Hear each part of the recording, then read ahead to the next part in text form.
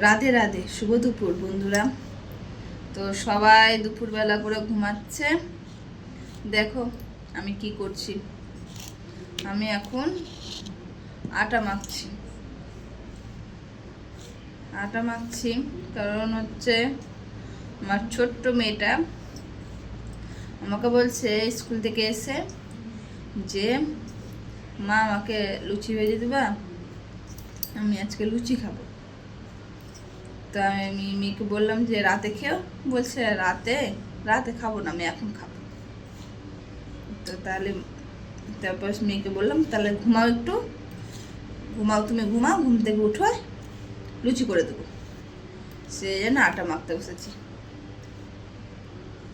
তো তোমরা কে লুচি খাবা চলে এসো।